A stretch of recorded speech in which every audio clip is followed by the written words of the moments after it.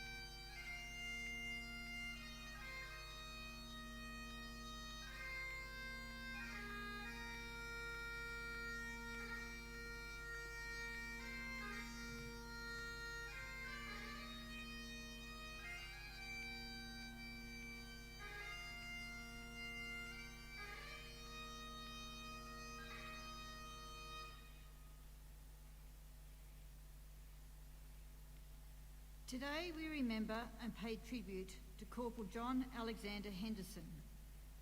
John Henderson, known as Alex, was born on the 23rd of November 1914 in Shorncliffe, Queensland, the eldest son of Robert and Elizabeth Henderson. He had two brothers, Robert and Eric. His father had served in the First World War and later went to work as a night officer on the railway in Tiaro. John Henderson was a keen athlete and horseman. After leaving school, he worked as an apprentice window dresser, a farmhand and a flint knapper, fashioning stone tools.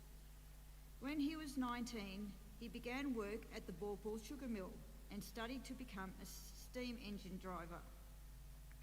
On the 3rd of October 1936, he married his sweetheart, Winifred Iris Waldock, at St Mark's Church of England in Corporal, in a double wedding with Alfred's sister, Phyllis. Around 1939, Henderson joined the part-time Australian military forces, where he was made a corporal in the Tiaro platoon of the 47th Battalion. During this time, he and his wife welcomed 3 children, daughters Diane and Heather, and son Olwen. Soon after his son's birth, Henderson enlisted in the 2nd Australian Imperial Force on the 6th of July 1940. By the end of the month, he had been taken on strength to the 2nd 25th Battalion and promoted to Lance Corporal. He attended an instructional school and an NCO training course. On the 7th of April 1941, Henderson embarked with his battalion aboard the Queen Mary, bound for the Middle East. During the voyage, he was promoted to corporal.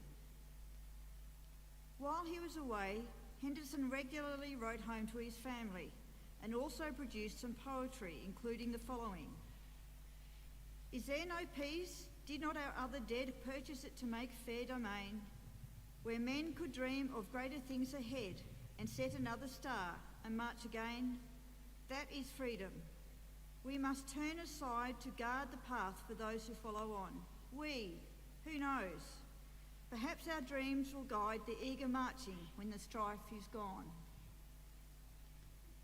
On the 19th of June 1941, Corporal Henderson was leading his section into action at Mujayoun in Syria, where he was cut down by machine gun fire. His company commander later detailed the events of his death, adding, "Not only did Corporal Henderson die for his country, but he died gallantly, leading his section into action. Corporal Henderson showed great dash and vigour. He is the type of which we could do with many more in the AIF, a born fighter." Corporal Henderson was posthumously mentioned in dispatches in recognition of distinguished service in the Middle East. He is buried at the Damascus British War Cemetery under the inscription, "A brave life, nobly given." Henderson was dearly missed by his family and friends, and for more than a decade they placed in memoriam notices in the newspapers. His battalion, the 2nd 25th, did the same for multiple years on the anniversary of his death. One notice, inserted by his wife and children, read, "There's a lonely grave in Syria where my dear husband sleeps. There's a cottage home in Corporal where his loved ones sit and weep. We think of him in silence, and him we oft recall, where there's nothing left to answer but his photo on the wall." Henderson's brother Eric later described him as a fearless protector with a generous and caring heart, a hero to his brothers, a hard worker, leader, avid reader and poet. In 1991, a ceremony was held at the Tiaro War Memorial honouring its local sons who died in war, and Henderson's widow planted a Gallipoli pine in his memory. Corporal John Alexander Henderson's name is listed on the Roll of Honour on my left, among more than 40,000 Australians who died while serving in the Second World War. His photograph is displayed this evening beside the pool of reflection. This is but one of the many stories of service and sacrifice told here at the Australian War Memorial. We now remember Corporal John Alexander Henderson, who gave his life for us, for our freedoms, and in the hope of a better world.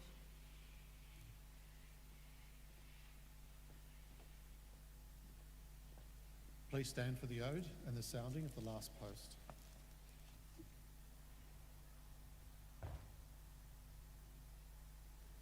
They shall grow not old as we that are left grow old.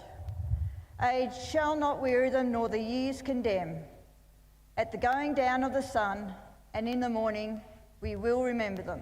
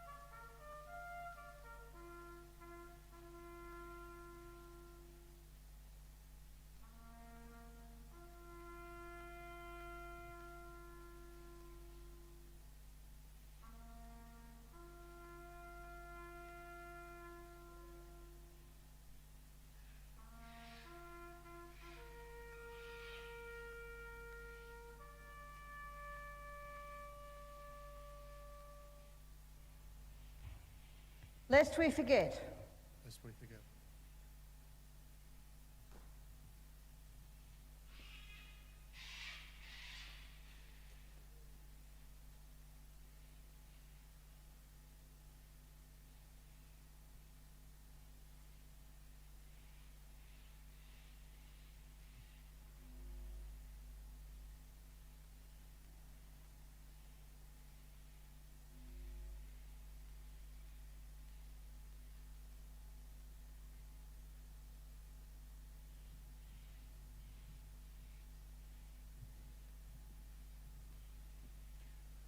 We leave you this evening with the words of the memorial's founder, Charles Bean. Many a man lying out there at Poziere or the low scrub at Gallipoli, with his poor, tired senses barely working through the fever of his brain, has thought in his last moments, well, it's over.